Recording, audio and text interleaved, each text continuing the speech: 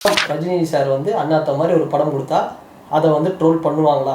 பண்ண மாட்டாங்க. விஜய் சார் இன்னொரு படம் ஒரு பீஸ்ட் மாதிரி ஒரு படம் கொடுத்தாருன்னா அதை ட்ரோல் பண்ணுவாங்களா? பண்ண மாட்டாங்க. ஸோ இதெல்லாம் வந்து பண்ண மாட்டாங்க. கமல் சாரை மட்டும் ஒரு டார்கெட் பண்ணி பண்ணுறதுங்கிறது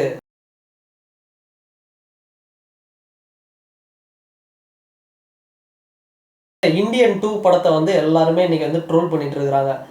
சோஷியல் மீடியாவாக இருக்கட்டும், இல்லை படம் ரிலீஸ் ஆன டைமாக இருக்கட்டும்.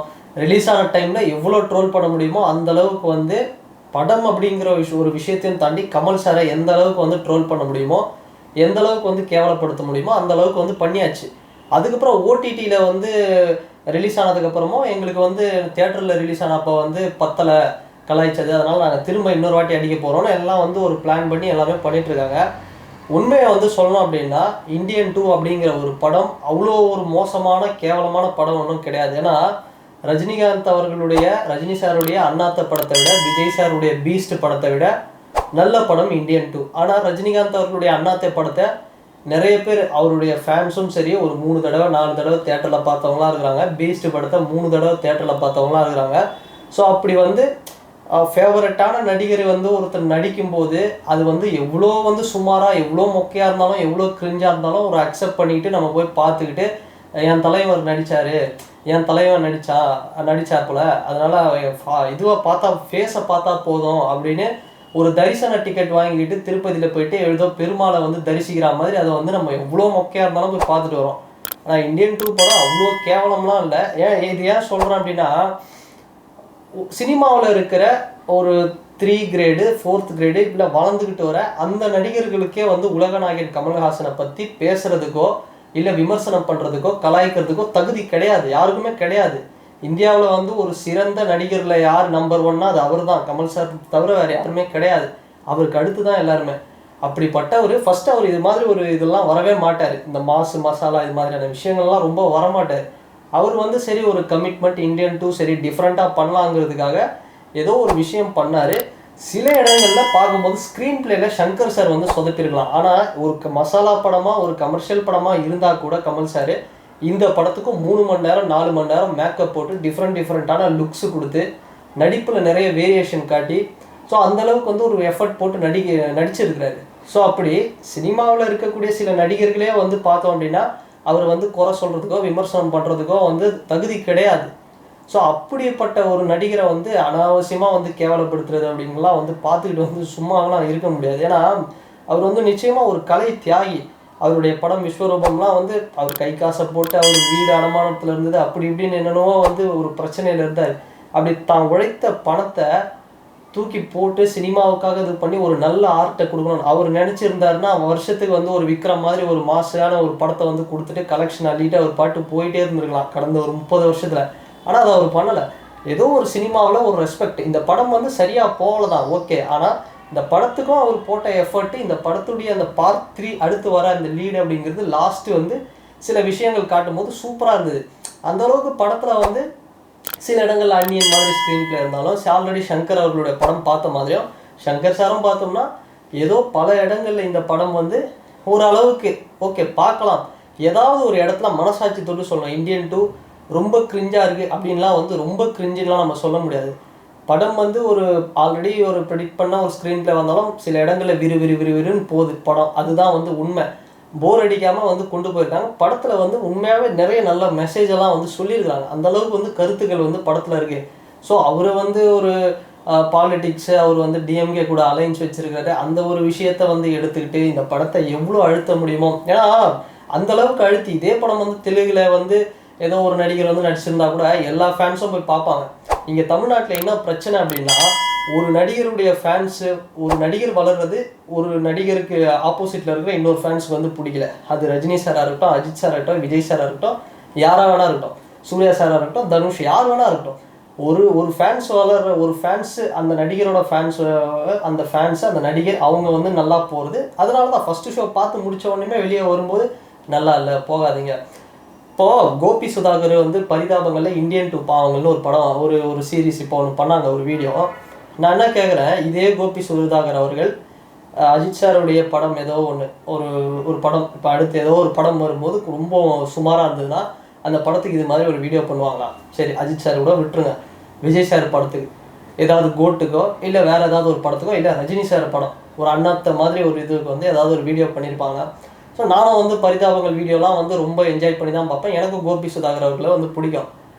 அவங்க இப்போ இந்த இந்தியன் வீடியோவில் கூட நிறைய இடத்துல சிரிப்பு வந்தது, வந்து சூப்பராக தான் இருந்தது. ஆனால் கலாய்க்கிறோன்ற பேரில் படம் பார்க்கவே முடியாத, அதாவது பார்க்கவே முடியாத படம் வந்து என்னன்னா சில படம்லாம் இருக்குது. உதாரணத்துக்கு வந்து சொல்லணும் அப்படின்னா, இன்றைக்கி ஆடியன்ஸ் வந்து எதை எதிர்பார்க்குறாங்க? ரத்தம், இந்த இது தெரிக்கிறது, போட்டு அடிக்கிறது, ஸ்டார்டிங்லேருந்து எதோ வயலன்ஸு, இதுதான் வந்து பார்க்குறோம். ஒரு காலத்தில் வந்து பாலா படம் வந்து போட்டால் சேது, பிதா மகன், இந்த மாதிரியான தாழ்த்தப்பட்டு இது மாதிரி படம்லாம் வந்து காட்டும் போது பரதேசிலாம் மாற்ற இந்த பாலாலாம் இப்படி தான் எடுத்துகிட்டு இருக்க, வயலன்ஸாக இருக்கும் அப்படிங்கிற மாதிரி இருப்பாங்க மிஷ்கின் அவங்க படம்லாம். இன்றைக்கி வந்து அதே தமிழ் சினிமாவில் வந்து மிஷ்கின் சார் படம் வந்து இன்னும் கூட நிறைய ஆடியன்ஸ் வந்து ஒரு ரெகக்னேஷன் இல்லை. ஆனால் அது ஏன் வந்து இப்போ வேறு ஏதாவது ஒரு படத்தில் வந்து ஒரு படம் ஃபுல்லாக வயலன்ஸ் காமிச்சா செம்மையாக இருக்குது அப்படின்னு வந்து பார்க்க ஆரம்பிச்சிட்டாங்க. ஸோ அதனால் கூட வந்து சில ட்ரெண்டு வந்து மாறி இருக்கலாம். அப்படின்னும் போது இந்த படம் வந்து பார்க்கவே முடியாது. ஏன் தான் பார்த்தணும், பார்க்கவே முடியாத அளவுக்கு வந்து கேவலமாக இருக்கிற படம் வந்து அவ்வளோ கேவலமாலாம் இந்த படம் கிடையாது. ஸோ இதுக்கும் வந்து அவ்வளோ ஒரு உழைப்பை போட்டிருக்கிறாரு கமல் சார். அப்படிப்பட்ட ஒரு மனுஷனை வந்து கலாய்க்கிறதுக்கு வந்து எப்படி வந்து அசால்ட்டாக வந்து கலாய்க்கிறாங்கன்னு எனக்கு ஒன்றும் புரியல. இது வந்து வேணும்னே வந்து பண்ணுறதா தான் வந்து எடுத்துக்கணும். ஏன்னா அந்த பரிதாபங்கள் வீடியோவில் கோபி சுதாகர் அவர்கள் கூட தேவையில்லாமல் சில இடங்களில் தேவையில்லாமல் போட்டு வந்து அவ்வளோ கிரிஞ்சாக இருக்குது, அவ்வளோ மொக்கையாக இருக்குது, அவ்வளோ வந்து இதுவாக இருக்குது அப்படின்னா அவ்வளோ மோசமாலாம் இல்லை. இந்தியன் 2 வந்து நான் தியேட்டரில் ஃபர்ஸ்ட் டே ஃபர்ஸ்ட் ஷோ பார்த்தேன். அப்புறம் இப்போ ஓடிடியில் வந்து நெட்ஃப்ளிக்ஸில் ஒரு வாட்டி பார்த்தேன். என்னால் பார்க்க முடியுது, அவ்வளோ மோசமாலாம் வந்து படம் இல்லை. அதை விட மோசமான படம் அண்ணாத்த படம், அதை விட மோசமான படம் பீஸ்ட்டு. இந்த படத்தையெல்லாம் பார்த்தாங்களா இல்லையா? ஒரு ஃபேனும் வந்து போயிட்டு 3 வாட்டி ரிப்பீட்டடாக ஷோ, இன்னொரு வாட்டி ஃபேமிலியோட கூட்டிகிட்டு போய். ஆனால் இங்கே இந்தியன் 2க்கு என்ன நடந்தது அப்படின்னா, ஒரு ஷோ முடிச்சு அடுத்த ஷோ கூட வந்து அப்போவே வந்து நெகட்டிவாக. இன்னொரு பிரச்சனைன்னா இந்த படத்தோட போட்ட பட்ஜெட் அப்படிங்கிறது இந்த படத்துக்கு வந்து வசூலாக வந்தது. ஏன்னா ஃபேமிலி ஆடியன்ஸை உள்ளே வரவிடாமல் அடுத்த வீக் டேஸில் வீக்கெண்ட்ஸில் வந்து ஃபேமிலி ஆடியன்ஸை உள்ளே வரவிடாத அளவுக்கு சில வேலைகள் வந்து நடந்தது. படம் நல்லா இல்லை, பார்க்கவே முடியல அப்படின்னு.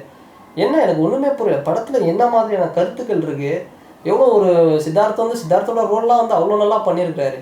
ஸோ நிறைய விஷயங்கள் இருக்குது. பார்ட் 3 எனக்கு தெரிஞ்சு பார்ட் 2 பார்ட் 3 வந்து இன்னும் சூப்பராக இருக்கும் படம், அந்த அளவுக்கு வந்து இருக்கும். ஸோ இது வந்து ரஜினி சார் பண்ணால், விஜய் சார் பண்ணால், அஜித் சார் வந்து இதெல்லாம் பண்ணால், இவங்கெல்லாம் பண்ணால் வந்து நம்ம பார்ப்போம் அட்ஜஸ்ட் பண்ணிவிட்டு.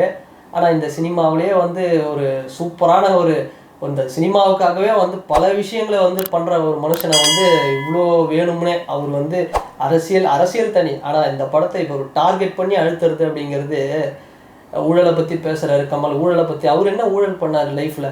அவர் வந்து என்ன ஊழல் பண்ணார்? சினிமாவுக்கும் அவர் துரோகம் பண்ண, தான் நேசித்த சினிமாவுக்கு சம்பாரிச்ச பணத்தை தான் போட்டார்.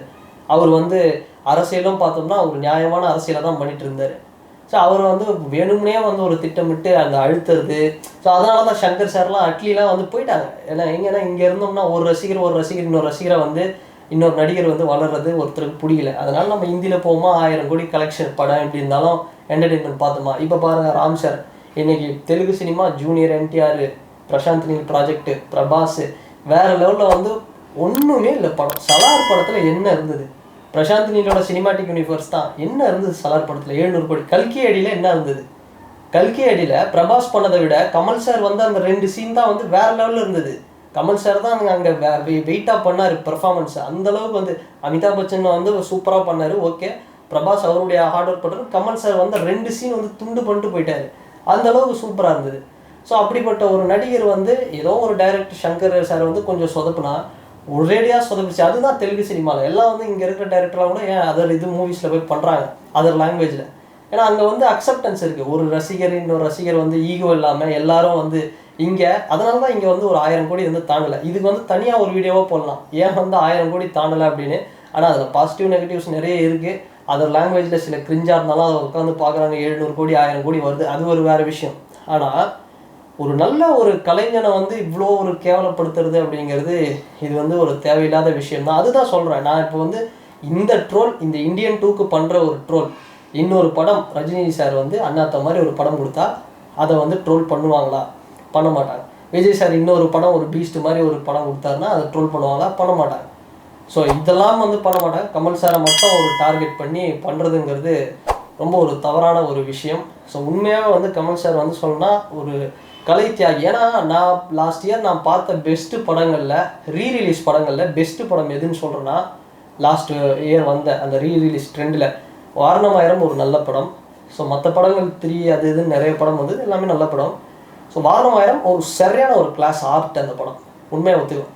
ஸோ அதுக்கு அடுத்தபடியாக நான் அதுக்கு நிகராக நான் பார்த்த ஒரு லாஸ்ட் இயர் பார்த்த ஒரு பெஸ்ட்டு படம் எதுனா ஆளவந்தான் படத்தை போய் பார்க்குறேன்.